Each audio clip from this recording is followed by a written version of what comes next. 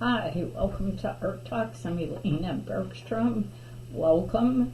Today I'd love to share with you some technique with the brush pen using a fresh rosemary plant that I have an image of next to the beginning of a drawing to kind of show you how I begin this. So there's a few brush pens and some products that I really like right now and am experimenting. So the first one is a Pentel. I think it goes by a pocket. It has a little character and it has refillable cartridges, which I'm going to have to be thinking about soon. This happens to be waterproof, which is nice, because this ink can smear. So waterproof is nice, especially if you want to work with watercolors and or soften it. Now sometimes you want a ink that can give you tonal values, and that would be the only difference.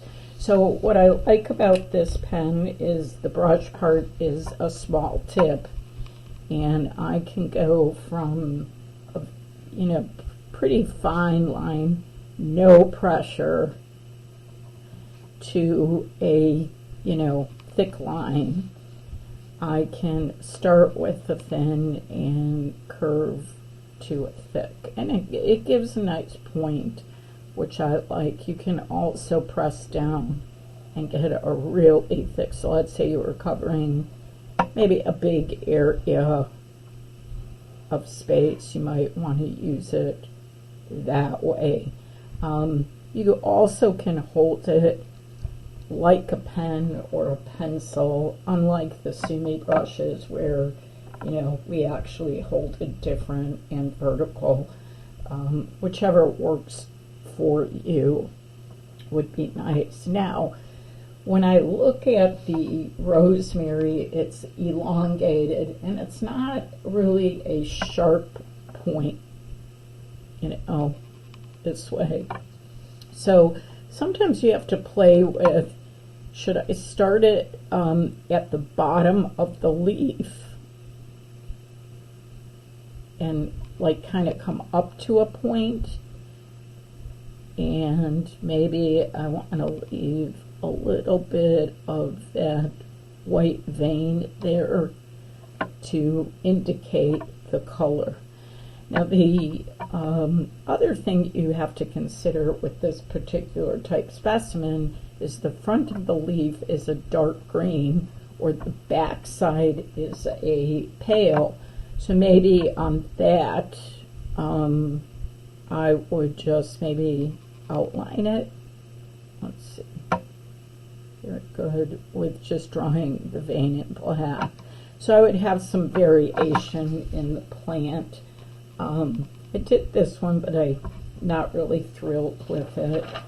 But I think those are some great ways to play with it.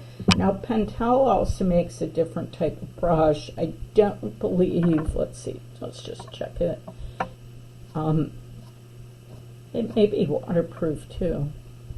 Sometimes they just dry fast, but then when you add water, let me just add water to it.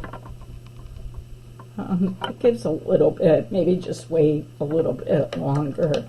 I like these brushes. They come in some different variety of colors, but you can see that the brush tip is already starting to fray a little bit. And it's starting to dry out, so I may need a new cartridge for that.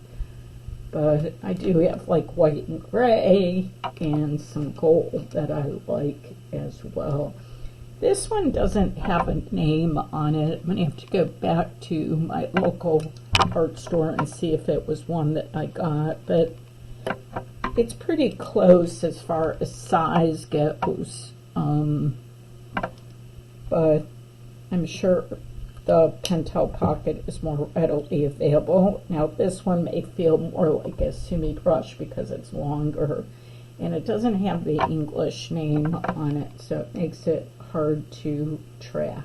The other thing I'm really into is these Pilot Kakunos, I think they're called, ink. It has a refillable cartridge, so I can put in waterproof ink, but I can get really nice finer lines than the brush pen. And then this is the Sailor Fudamon, I think is the title. And what's different about this is it's actually a calligraphy pen, and it has a little tip on it, so but I can go from a thick line to curving it, and I can even draw it upside down for a very fine line. So it gives some really nice possibilities if you're adding some words to your journaling, and you can actually probably ink, but I'm not a calligrapher, but you can have some fun with thicks and thins like that with it without having to really change how you're holding it. So let's go over a little bit. I did start this a little bit. I thought I was recording, and I kind of put a pencil line down first, and I would suggest that you focus with the leaves that are in the front and then worry about how you want to portray them later. I just want to share another product that I use for journaling. It's called the Presto Jumbo Correction Pen. It's also made by Pentel, and I'm just going to white out a little bit of that leaf, the one side. I didn't really like it, and I should be able to go over it when it's dry. It's a little thicker, and it's fine for journaling. I wouldn't suggest that necessarily for another. So let's do some, there's a back leaf in here that started, let's see, it kind of crosses through this leaf, so.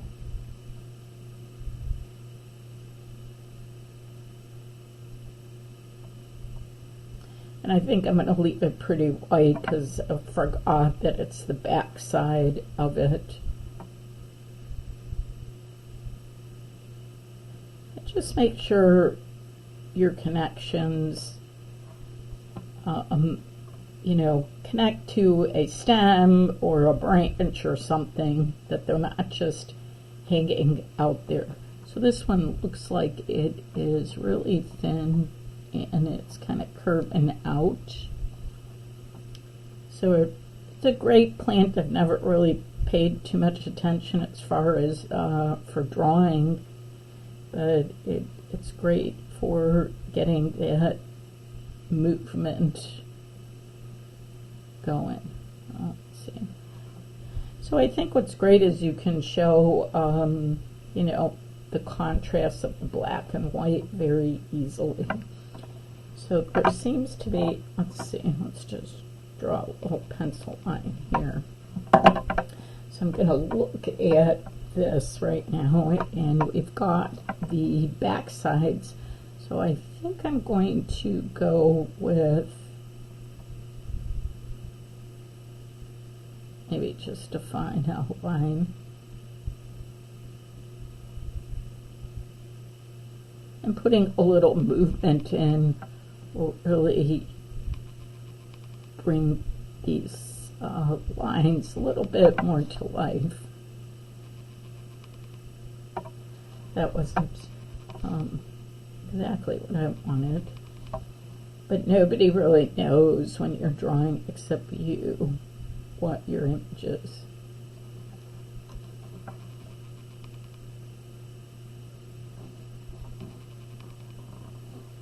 So this is just a really fun way to journal and get some fluidity into the piece. So I will post, this image, but I know the local grocery stores sell lots of rosemary, and I want to wish you all a happy new year. Please follow, like, and share my videos. If you're on Facebook page, you can find them on YouTube, and if you're on YouTube, you can come to my Facebook page and check out some of my up-and-coming classes which I need to post.